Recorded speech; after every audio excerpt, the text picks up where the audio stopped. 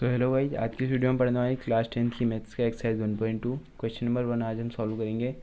तो पहला क्वेश्चन है, निम्नलिखित संख्याओं को अभाज्य गुणनखंड के गुणनफल के रूप में व्यक्त कीजिए। और यहाँ पे जो है हमें 5 क्वेश्चन दिए हैं, तो हम पहला क्वेश्चन करते हैं। पहला क्वेश्चन है 140। तो सबसे पहले हम 140 का अभाज्य गुणनखंड कर लेंगे। तो हम साइड में 140 का अभाज्य गुणनखंड करते हैं। इसमें हम सबसे पहले 2 से भागा देंगे, तो 2 सत्ते 14 और 0 ऐसे आ जाएगा। अब हम 70 आया है तो हम 70 में फिर से 2 का भागा देंगे, तो 2 3 6 हासिल 1 और 2 पंजे 10, 35 आया। हम 35 में जो है 5 का भागा देंगे, तो हमें 5 सत्ते 35 7 मिलेगा। और क्योंकि 7 जो है एक अभाज्य संख्या है, तो हम 7 में 7 का भागा देंगे और यहाँ पे 1 आ जाएगा। तो यहाँ पे जो 140 का अभाज्य गुणनखंड होगा, ये होगा 2 गुणा 2 गुणा 5 और गुणा 7।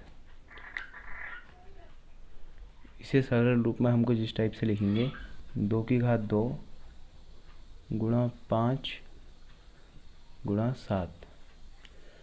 दूसरा क्वेश्चन करते हैं। तो दूसरा क्वेश्चन है 156।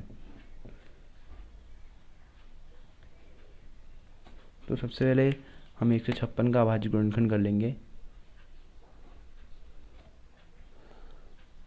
इसमें हम 2 का भागा देंगे, तो 2 का भागा 15 में जाएगा, 15 में नहीं जाता है तो हम 14 में देंगे, तो 2 सत्ते 14 हासिल बचेगी 1 और 2 अट्ठे 16। तो 78 में हम 2 का भागा देंगे फिर एक बार, तो 2 3 6 हासिल 1 और 2 9 18। तो अब यहाँ पे हमें 39 मिला है, और 39 में जो है 2 का भागा नहीं जाता है, तो हम इसमें 3 का भागा देंगे, 3 एकम 3 और 3 3 9। अब क्योंकि 13 जो है एक अभाज्य संख्या है, तो हम इसमें 13 का ही भागा देंगे और हमें 1 मिलेगा। तो 156 का अभाज्य गुणनखंड हो जाएगा 2 गुणा 2 गुणा 3 गुणा 13। और अगर हम इसे सरल करके लिखेंगे तो हमें मिलेगा 2 की घात 2 गुणा 3 गुणा 13। तीसरा क्वेश्चन है इसमें 3825। तो हम सबसे पहले यहाँ पे 3825 का अभाज्य गुणनखंड कर लेते हैं। तो अब हम यहाँ पे जो है 3825 का अभाज्य गुणनखंड करते हैं। 3825 का अभाज्य गुणनखंड करेंगे, तो इसमें 2 का भागा नहीं जाएगा, क्योंकि इसके इकाई में जो है 5 है, तो हम इसे 3 से भाग करेंगे। तो 3 से भाग करने में यहाँ पे हमें मिलेगा 3 एकम 3 3 दूनी 6 हासिल 2 3 सत्ते 21 हासिल 1 और 3 पंजे 15। अब 1275 में हम फिर से 3 का भागा देंगे, तो 3 चौको 12 और 3 दूनी 6 हासिल 1 और 3 पंजे 15। अब क्योंकि 425 में जो है 3 का भागा नहीं जाता है, तो हम यहाँ पे फिर से 5 का भागा देंगे। अब 5 8 40 हासिल हो जाएगी 2 और 5 बच्चे 25। 85 में हम 5 का भागा एक बार फिर देंगे, तो यहाँ पर हमें मिलेगा 5 एकम 5 हासिल 3 और 5 सत्ते 35।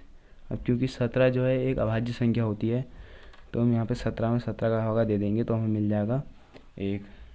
तो 3825 का जो अभाज्य गुणनखंड होगा वो होगा 3 गुणा 3 गुणा 5 गुणा 5 गुणा 17।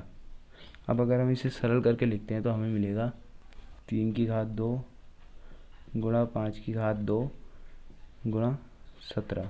तो चौथा क्वेश्चन करते हैं। चौथा क्वेश्चन है 5005। तो 5005 का अभाज्य गुणनखंड करेंगे।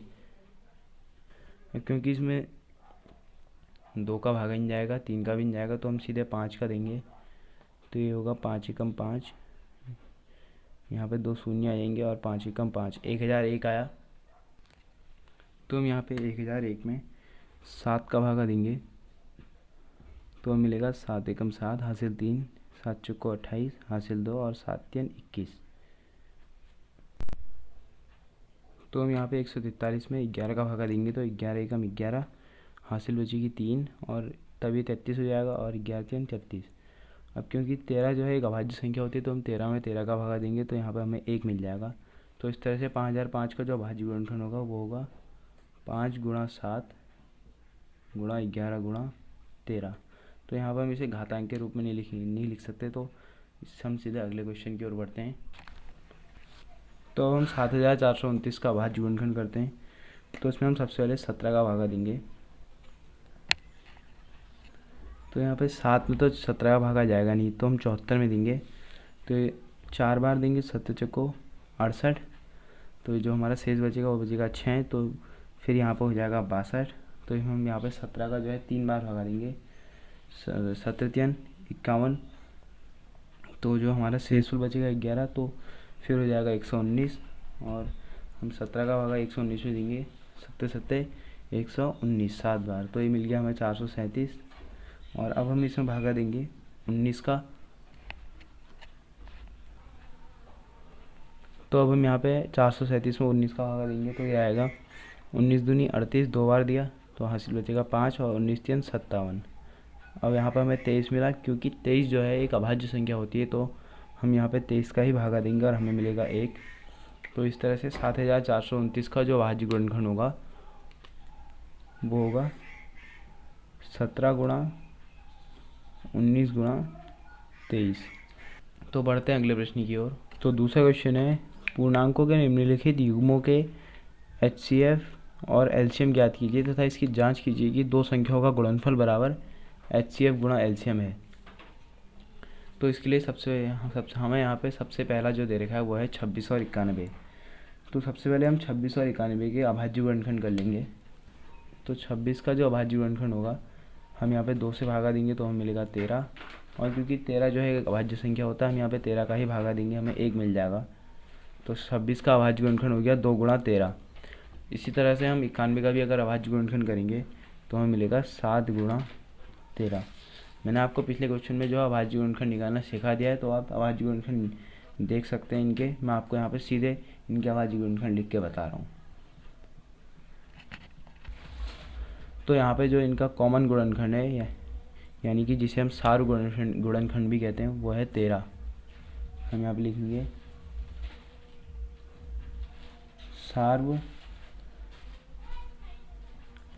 गुणनखंड बराबर 13।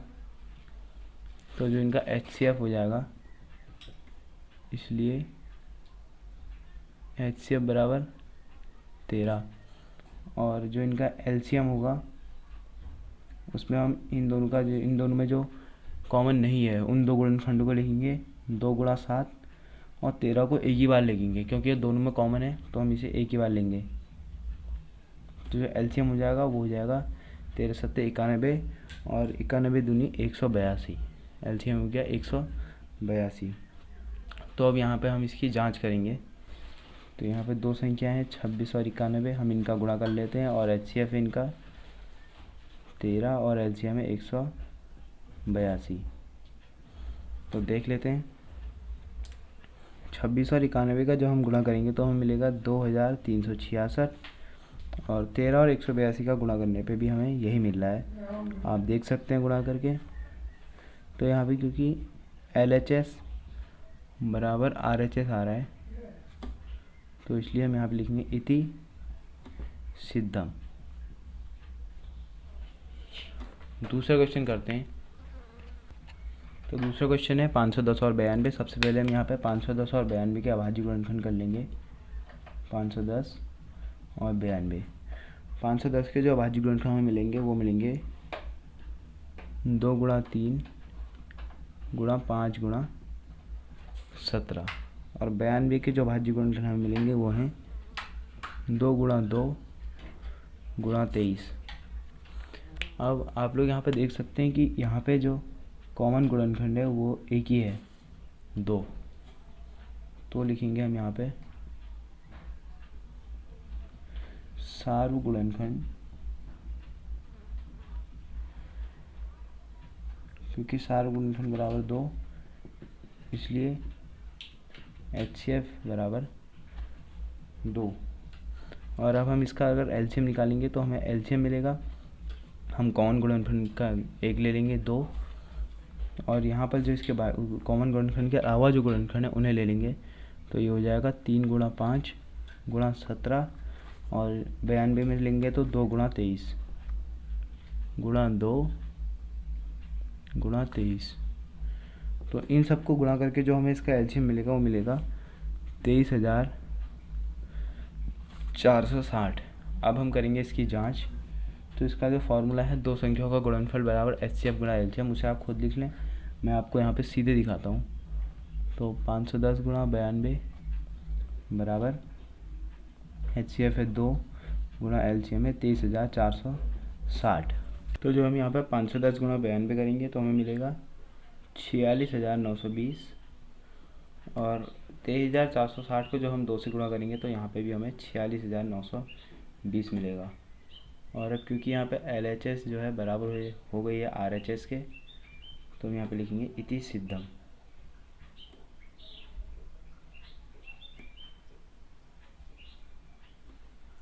इति सिद्धम। तो चलिए इसी का तीसरा प्रश्न करते हैं। तो 336 का जो अभाज्य गुणनखंड होगा वो होगा 2 गुणा 2 गुणा 2 गुणा 2 गुणा 3 गुणा 7। और अगर हम अभाज्य गुणनखंड करें 54 का, तो ये होगा 2 गुणा 3 गुणा 3 गुणा 3। तो आप यहाँ पे देख सकते हैं कि जो यहाँ पे इनका जो कॉमन जो गुण, एक तो यहाँ पे हमें 2 दिख रहा है कॉमन, और एक यहाँ पे हमें इनमें 3 कॉमन दिख रहा है। तो हम सारा गुणनखंड लिख लेंगे 2 गुणा 3। तो इसका जो HCF होगा वो हो जाएगा 6, और जो LCM होगा उसमें हम एक कॉमन गुणनखंड यहाँ से लिख लेंगे, एक ये लिख लेंगे। तो इसके बाद जो यहाँ जो बच रहे हैं उन्हें लिख लेंगे। तो 2 गुणा 2 गुणा 2 गुणा 7 गुणा 3 गुणा 3। तो इस तरह से इसका जो LCM होगा वो होगा 3024। और अगर हम इसकी जांच करें, अब मैं फॉर्मूला नहीं लिख रहा हूँ, सीधे कर रहा हूँ। तो हम यहाँ पे 336 गुणा 54 करेंगे और बराबर करके लिखेंगे HCF 6 गुणा LCM 3024। तो जब हम 336 और 54 को गुणा करते हैं तो हमें मिलेगा 18,144। और अगर हम 6 और 3024 को गुणा करते हैं तो भी हमें 18,144 मिलता है। तो क्योंकि यहाँ पे LHS जो है बराबर आ जा रही है हमारी RHS के, तो हम यहाँ पे लिखेंगे इति सिद्धम। ये क्वेश्चन हो गया है। तो आगे के क्वेश्चन जो है हम अगली वीडियोज़ में जो है डिस्कस करेंगे।